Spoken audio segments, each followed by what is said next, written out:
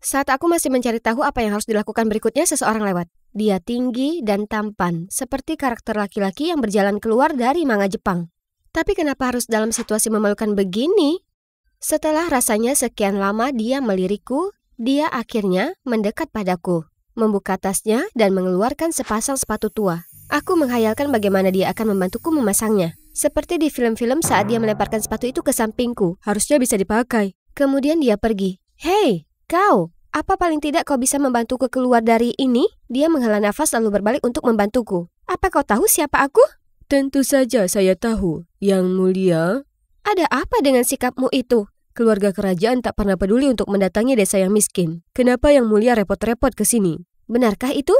Ya, kalau begitu aku ingin kau mengantarku berkeliling supaya aku tahu kondisi rakyatku. Orang asing? Pria itu sepertinya terkejut dengan permintaanku, tapi kemudian memasang senyum termanis. Nama saya Will, dan tentu saja saya bisa memberi Anda tur.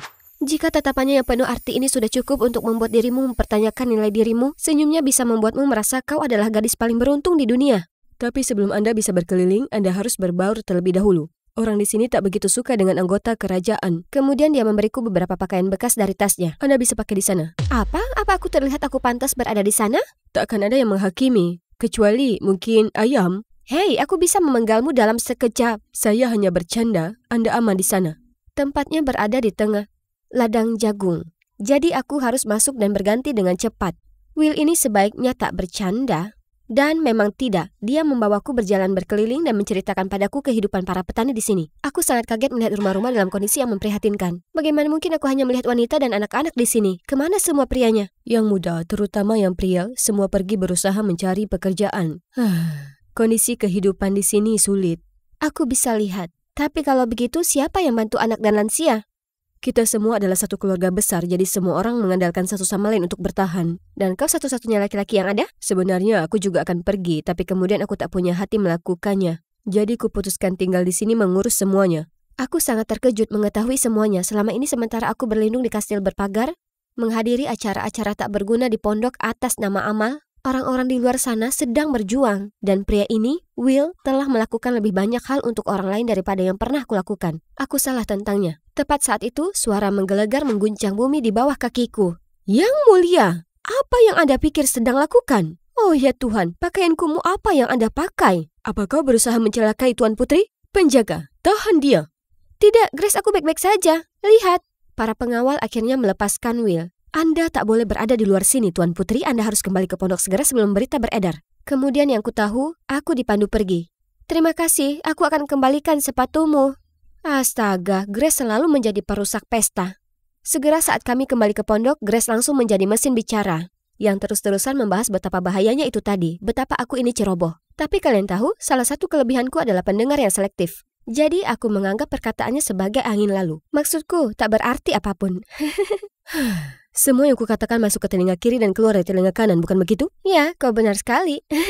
Oh ya, aku mendapat ide ini saat berkeliling desa. Aku ingin membantu kehidupan orang-orang di sana menjadi lebih baik. Apalagi, Putri? Aku serius, seolah aku akhirnya temukan tujuan hidupku sebagai putri selama ini. Yang penting jangan sampai Anda dapat masalah, itu saja pinta saya. Pasti.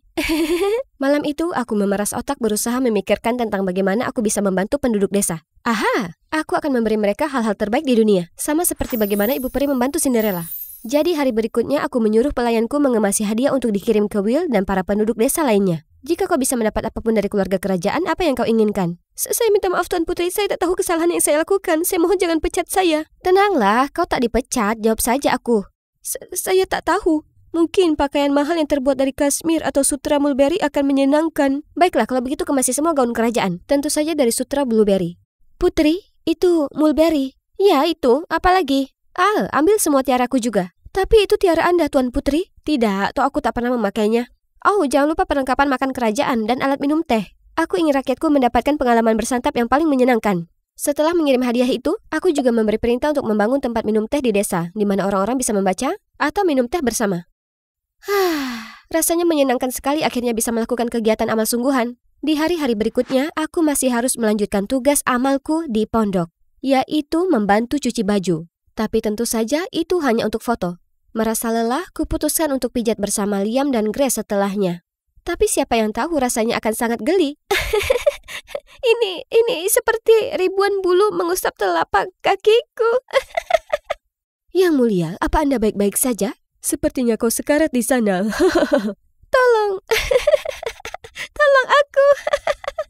Anehnya, setelah bencana pijat itu, sepertinya sesuatu menjadi klop di antara kami bertiga. Kami bergaul bersama dan kegiatan kesukaan kami adalah membocorkan rahasia keluarga kerajaan. Ya, tak secara harfiah. Ratu tak boleh tahu soal ini. Ah, tak apa. Ratu selalu bersikap keras dan ketat. Tapi apa kalian tahu sebenarnya dia takut microwave?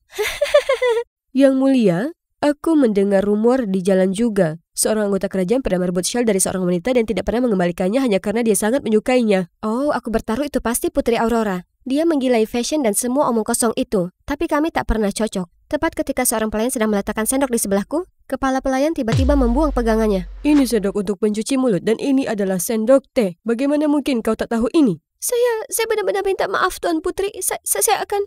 Ini hanya sendok. Kau dimaafkan. Tak usah khawatir soal itu. Setuju, kami tak peduli soal aturan bodoh itu. Sekarang kalian bisa tinggalkan kami. Mereka akhirnya pergi. Aku penasaran apakah orang-orang ini pernah bosan dengan diri mereka sendiri yang membosankan.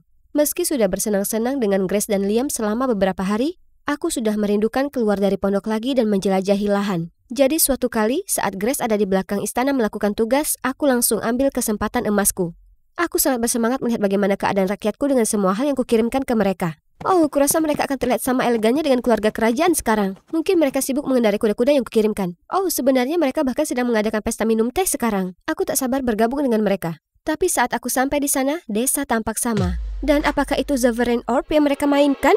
Tidak, itu bukan mainan. Kau memegangnya terbalik. Itulah saat aku menoleh dan melihat, di dekat sungai, para wanita memukul pakaian mereka dengan tongkat golf dari almarhum raja. Tepat ketika aku menuju ke arah mereka, kulihat tempat minum teh yang penuh dengan babi, kuda, dan ayam di dalamnya.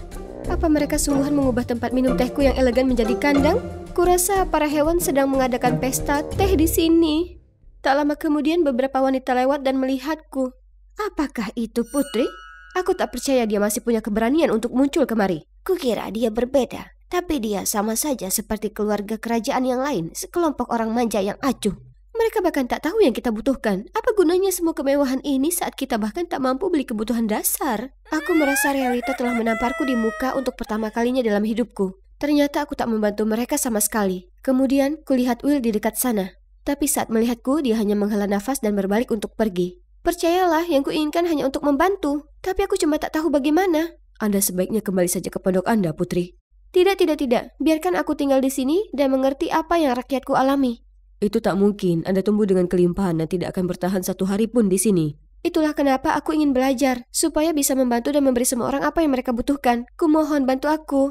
Sepertinya dia masih ragu. Perlakukan saja aku seperti orang lain di sini. Aku janji aku akan berusaha sebisa mungkin. Will tampak terkejut melihat tekadku, dan dia setuju untuk memberiku kesempatan. Aku sangat senang dan siap untuk memulai petualangan baru, tapi saat aku kembali ke pondok untuk mengemasi barang-barangku, aku diinformasikan kalau program amal sudah selesai, dan kami akan kembali ke istana besok.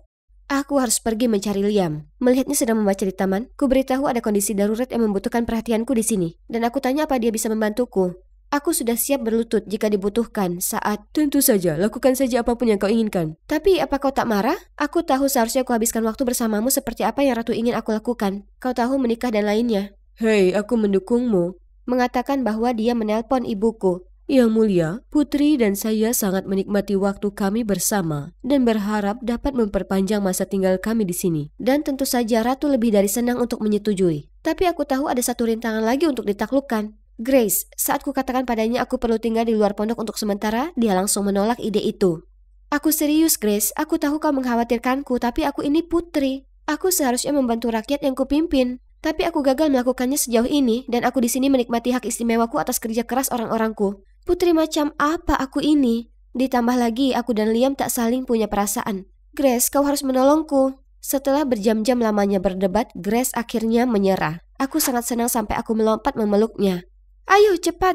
Hanya saja hidup di desa agak berbeda dengan di istana. Orang-orang di sini sebenarnya menanam makanan mereka sendiri. Bukankah makanan semua orang berasal dari toko?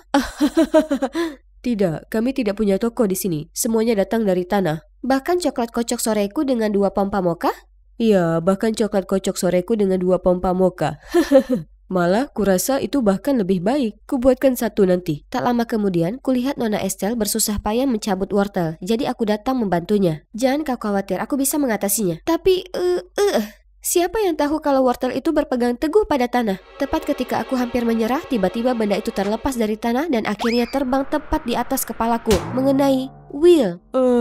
Mungkin lebih baik kau pergi memberi makan ayam. Tapi saat aku mendekati ayam-ayam itu, kulihat sebutir telur di tanah, jadi aku mengambilnya. Ayam itu tiba-tiba berbalik melihatku seolah mereka semua melihat musuh bebuyutan mereka. Yang harus dilakukan adalah lari. Baru setelah Will masuk dan menyelamatkan, semua ayam itu menjadi tenang sendiri. Kau sepertinya tahu banyak soal kehidupan di sini. Tentu saja, aku tinggal di sini sejak hari aku dilahirkan, meskipun aku tak tahu siapa orang tuaku.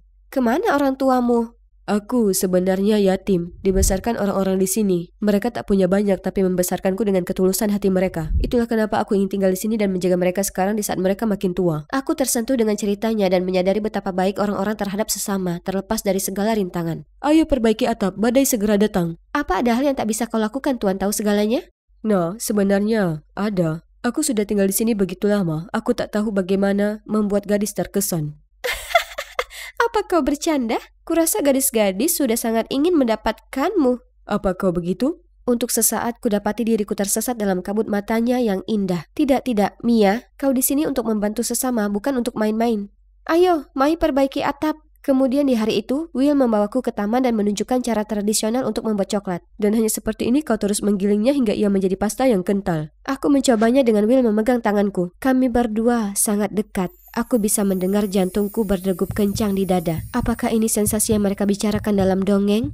Saat kami selesai, Will membuatkan coklat panas dan memberiku segelas. Dan saat aku menyesapnya, rasa yang kuat, gurih, dan membumi langsung menghangatkan tubuhku. Will benar, ini lebih enak daripada Starbucks yang pernah ku minum. Hari-hari berikutnya adalah hari yang paling menyenangkan yang pernah ku alami sepanjang hidupku. Aku masih kesulitan untuk mengatasi berbagai tantangan di sini, namun Will selalu ada di sisiku. Dan semua orang di sini, begitu aku mengenal mereka lebih baik, mereka juga mulai bersikap hangat padaku. Setiap hari Jumat, seluruh penduduk desa akan berkumpul mengelilingi api unggun untuk saling bercerita dongeng kuno. Cukup dengan Night Tale. Aku ingin tahu kapan kami akan mendengar akhir bahagia dari kisah Mia dan Will.